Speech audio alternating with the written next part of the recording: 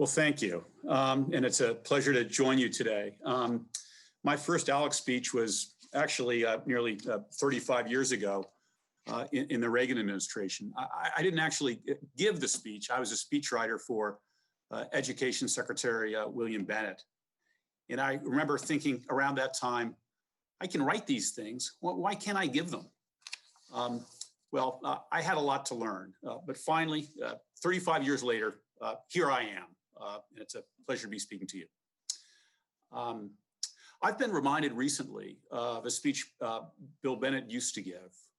It was about what he called the Gates test, and he described it this way. Someone can judge a country, he said, by which direction people run when the country erects gates. Do they flee in, or do they risk life and limb to get out? Bill was referring to the Berlin Wall, the Soviet bloc. And his point was that you can tell that our system, our nation, were superior to Soviet communism because that wall was built to lock people in.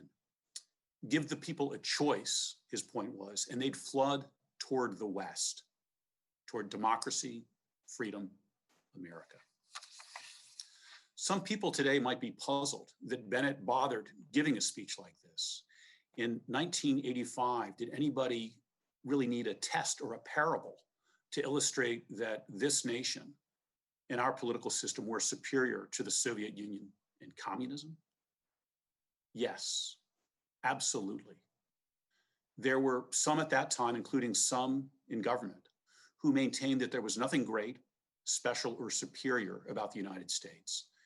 In fact, we had an often shameful history, they said, and Soviet communism exhibited qualities, they said, that the US lacked. One of Ronald Reagan's great achievements was to reinvigorate American patriotism. Today, we see a resurgence in attacks on our country and heritage.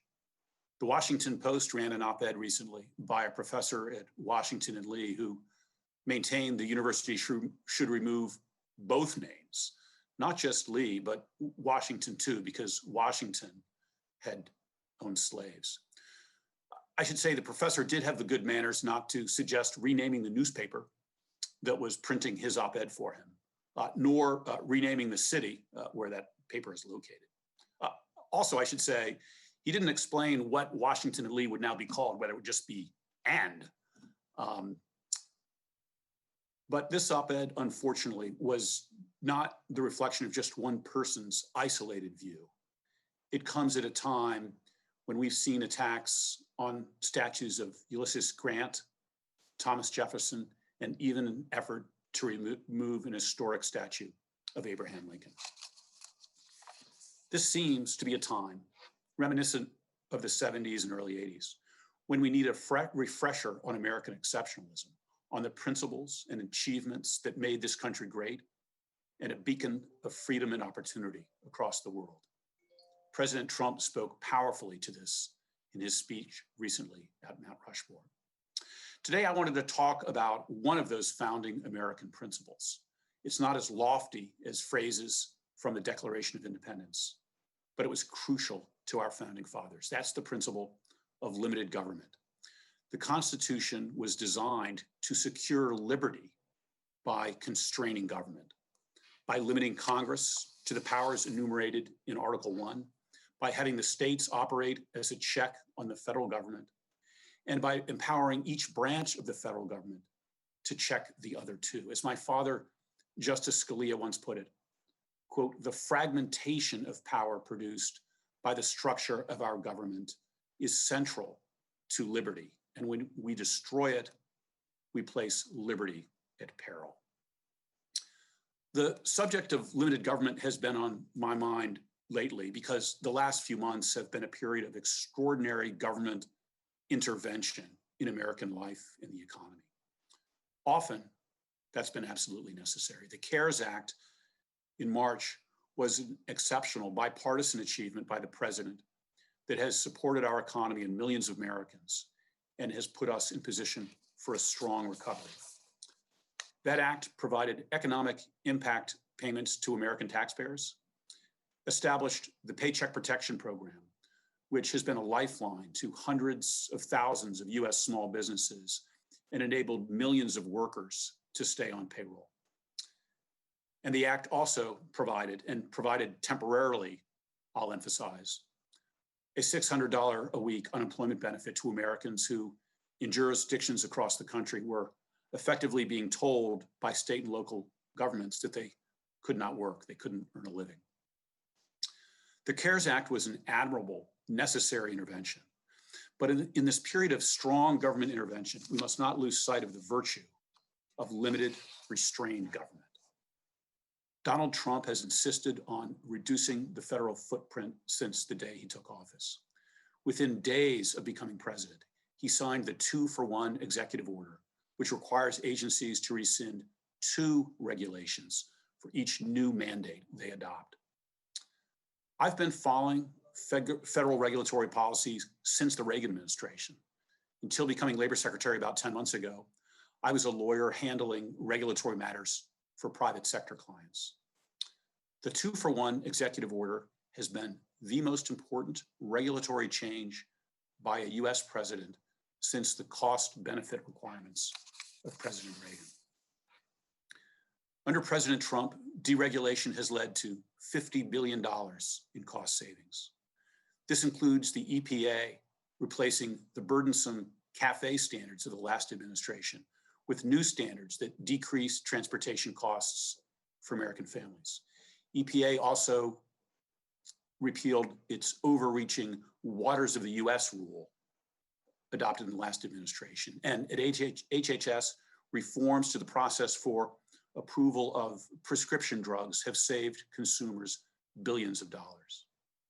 Here at the Department of Labor 2 months ago, we adopted a common sense rule that says that retirement plans can provide statements to plan participants electronically. They're not required to provide paper copies unless a retiree affirmatively requests it. That simple rule will save $3.2 billion and a whole lot of trees too. Earlier this year, we also adopted a rule about so-called joint employment. That's when a worker essentially has 2 employers, and both are responsible for ensuring compliance with the federal minimum wage and overtime laws. Joint employment sometimes does occur, and in that event, employers need to meet their obligations. But the last administration tried to vastly expand the definition of joint employment, causing 2 companies to bear compliance costs that legitimately should have been borne only by 1. According to estimates by the White House Council of Economic Advisors, the Obama-era joint employer interpretation, along with actions by the Obama National Labor Relations Board, threatened to impose annual net costs of $5 billion and a reduction in real income of about $11 billion. At the department, we're now looking at a related subject, and that is when a worker is an independent contractor rather than an employee. California radically changed its law in that area with AB 5, as many of you know.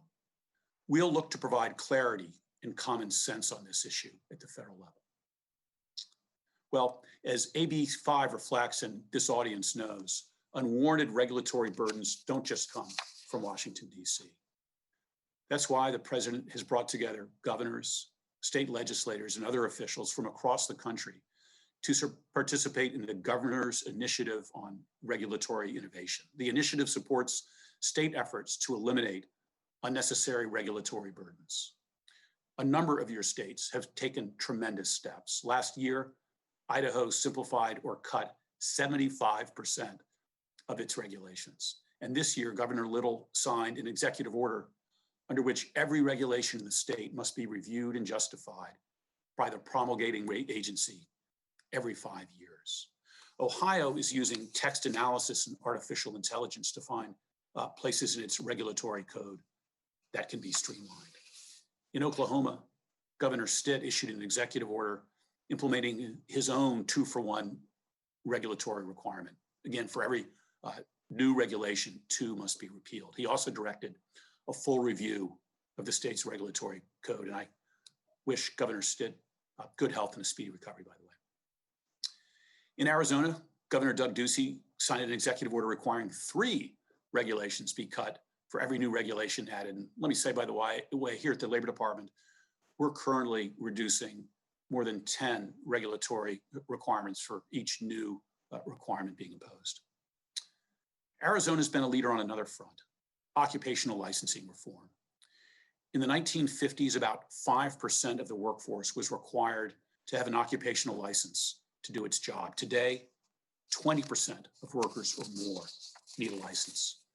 Last year, Arizona became the first state to implement universal recognition of out-of-state licenses. More than 1,000 licenses have been issued under that new law. I was pleased to see Governor Reynolds recently at a White House event and hear that Iowa had passed its own legislation giving universal recognition to out-of-state occupational licenses. Missouri passed similar legislation too. And let me emphasize, this issue has been bipartisan. Governor Polis in Colorado, objective, Governor Polis rightly said, should be, quote, to make sure that licenses protect people from harm, not industry insiders from competition. One particular focus, as many of you know, has been licensing relief for military spouses who are disproportionately burdened, and by the way, disproportionately unemployed, as soldiers are deployed from one state to another. States that have eased occupational licensing requirements for military spouses include Colorado, Missouri, Mississippi, Ohio, and Utah. And let me state the obvious. Licensing requirements that can be lifted for military spouses can be eased for other newcomers to a state too. Well, the framers wanted the limited government I've been speaking about because it preserves liberty. It also yields economic prosperity. And we got a powerful demonstration of that the last 3 years. In the summer of 2016, before the last presidential election, the Congressional Budget Office predicted that by February of this year, we'd have an unemployment rate of 5%, and we'd have created 1.9 million jobs. In fact, unemployment in February was not 5%, it was 3.5%, and our economy had created not 1.9 million jobs, but 7 million jobs since January 2017 when President Trump took office. That strong economy provided opportunity for all. Hispanic Americans, Asian Americans, people with disabilities, and those without a college degree all saw record low unemployment rates last year. Adult women reached a nearly 70-year low in unemployment. African American unemployment also hit an all-time low, and the poverty rate among African Americans was the lowest ever recorded in records that go back to the 60s. Wages were growing for American workers too, at higher than 3% for a year and a half, so that by January 2020, low-income earners had seen a 15% pay increase and took office. The difference between what was projected by the Congressional Budget Office in the summer of 2016 and what happened, that difference was policy. And the policy was reduced government, reduced taxes, and reduced unnecessary regulatory burdens. Well, as we know, the coronavirus upended that economy and claimed many American lives. Nearly 20 million Americans were put out of work. In the last 2 months, we've made great progress in our economic bounce back. In May and June, the economy added 7.5 million jobs. We still have work to do. We've seen spikes in the virus in some parts of the country that must be addressed. Public health measures, including social distancing and in many contexts, face masks, continue to be necessary. Millions of Americans remain unemployed and need assistance as they seek to return to work. But we are in a much better place now than predicted 2 months ago. And as we look to continuing to restore the economy and the opportunities workers enjoyed until just months ago, adhering to the policies of the last 3 years will be even more important. As many of you know, Congress will take up new coronavirus legislation when it returns next week.